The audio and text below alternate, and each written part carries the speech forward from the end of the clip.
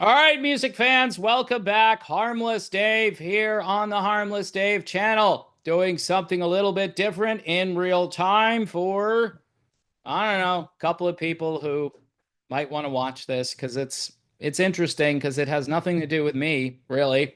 And yes, doing it in very real time for a few real people just like you there and just like me here.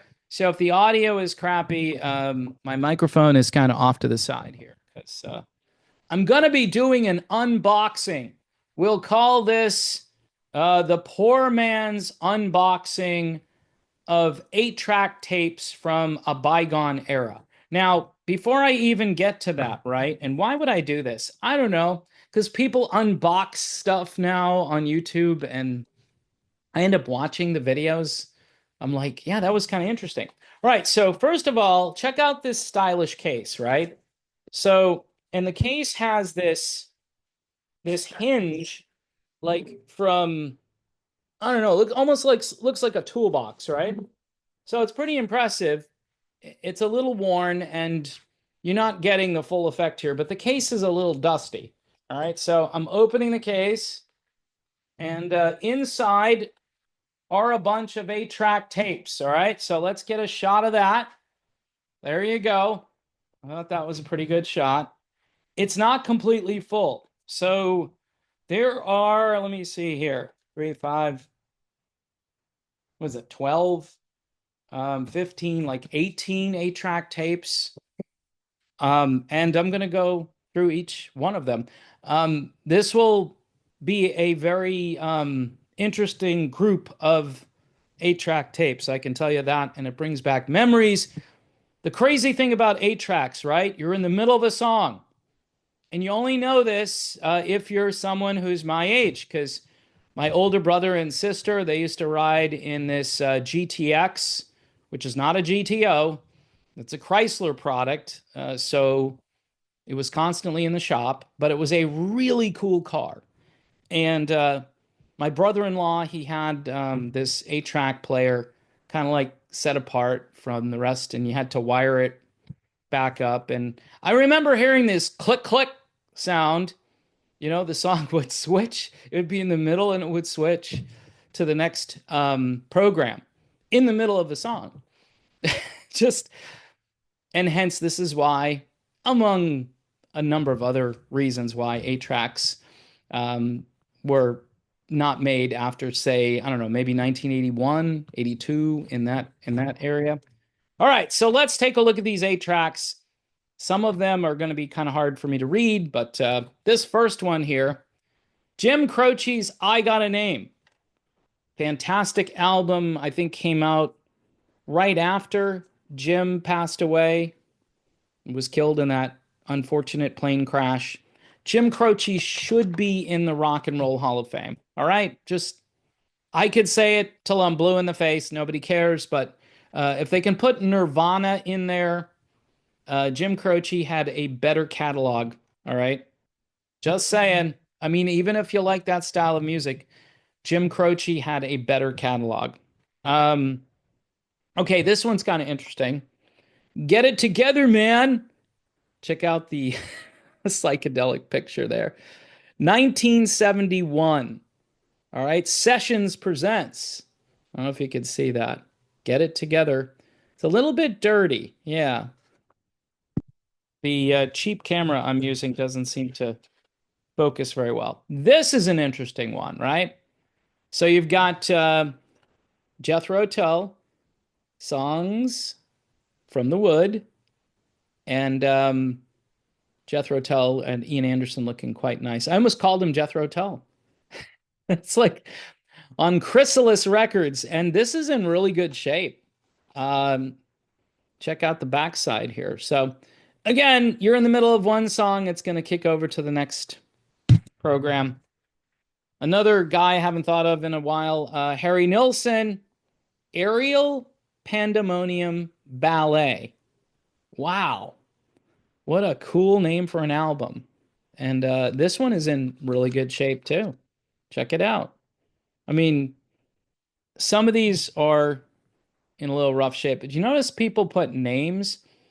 That one says Thelma. So Thelma, a very popular name in the Scooby-Doo era, which of course we're right in the middle of here with these 8-track tapes. I don't know if you could check that out. So that's Morris Albert. Talk about an eclectic 8-track collection. The song Feelings, which I was never a fan of. Too much melodrama for me, but I'm pretty sure the song went to number one and was heard in the station wagon way too much. But Morris Albert, wow. Okay. Um, this is just like digging through old stuff and finding things that you forgot about. All right, this is a great album. Seven Separate Fools. It's Three Dog Night. I love the blue 8-track. I'm not sure the writing down there whose name is supposed to be on there. Um, but there's what the front of it looks like. Of course, there's a lot of dirt and grime here. If you flip it over, oh, it's Keith. Keith Perry. People are going to say, is Keith related to Steve Perry? No, I don't think so. But he had good taste in Three Dog Night. All right, what do we got here? Okay, this, of course, is a band everybody had on 8-track back in the day. Creedence Clearwater Revival. And this is in pretty good shape, too. I mean, it's in all right shape. The paper is starting to kind of wear out and stain. But, yeah. Pendulum is the name of this one. This isn't one of their more popular albums, but it still spawned a couple of hit songs, I believe. Now, this one will totally just blow you away. All right. Psychedelic, man. So you're riding in the GTX and you've done a few things that you shouldn't do. You've ingested some substances that are and then it's a Neil Diamond cassette. Of all the things that look like this, you were thinking must be like Strawberry Alarm Clock or something, but it's not. Serenade, which again, I'm not a huge Neil Diamond expert, but it's good to see the eclectic nature of this 8-track collection. Now, the next two made me very happy, folks. And I got both of them, which you need both of them, and I'm not sure. Okay, so Chicago at Carnegie Hall on 8-track. All right, this is a legendary album. They remastered it. Jimmy Pankow said that the horns sounded like kazoos on this, and I think he's right. The remaster is better, but man, we could have benefited from some better mic placement. But this band during this performance, and there's the first one and then the second one. So yeah, I'm taking bids now on eBay for these two items. No, I'm not, but I think that's really cool.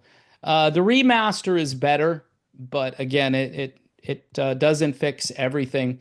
But if you're a real old school Chicago fan, it's just genius. It's brilliant. It's the band on all cylinders. Terry Kath is there, and he's amazing. All right. He could be the best guitarist who's ever lived, but I'll leave that up to people smarter than me to figure out.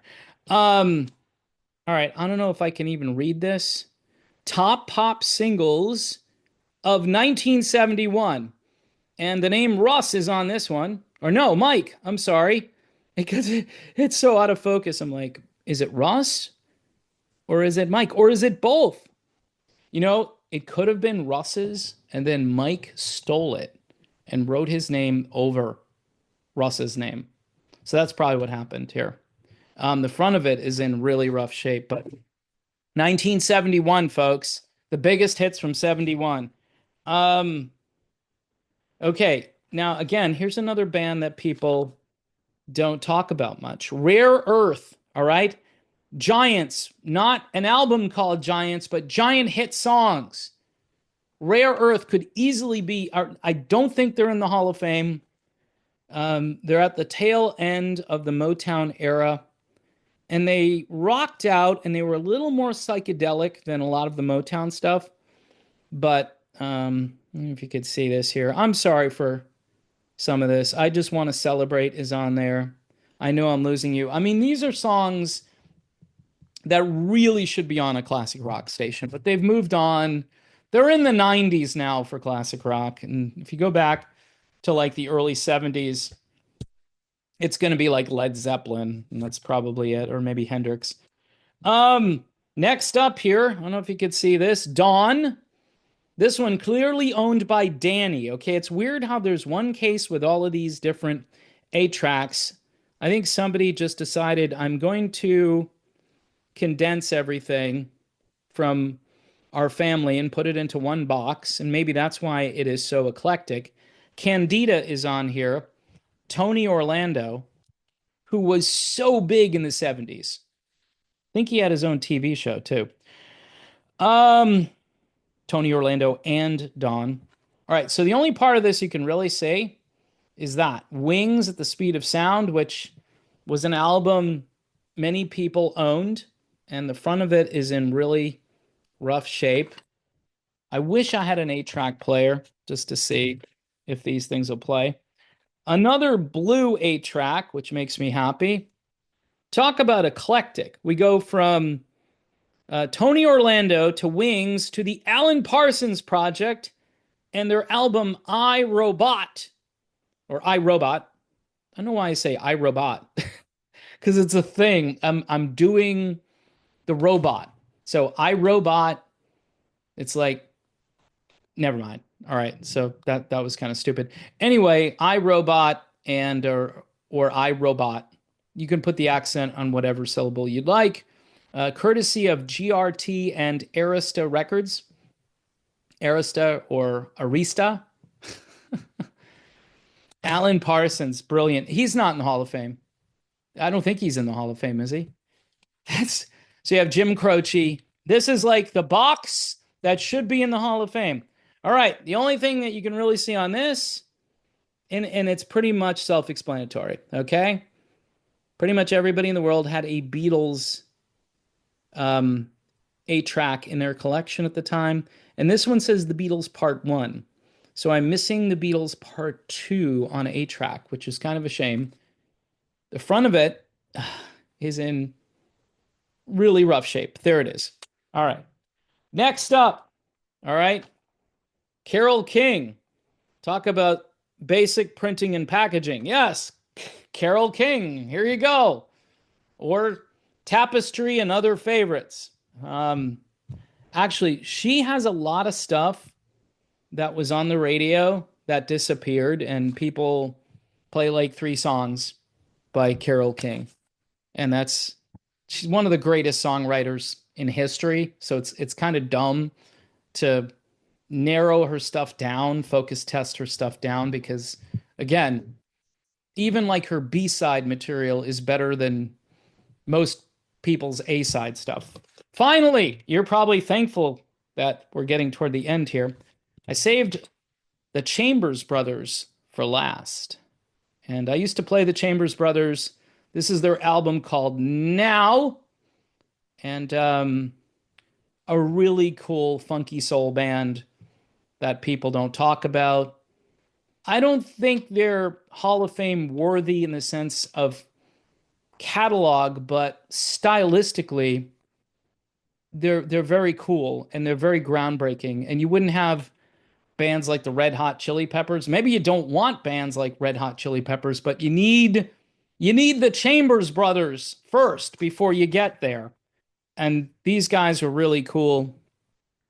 They had a song called Time that went on for a very long time. Sorry, just the pun was there, and so I went with it. And again, the case, which has this cool latch on it. So the 8-track tapes were 10 cents each. This is the crazy Goodwill, I call it, where they just dump stuff into bins and you go sifting through the bins.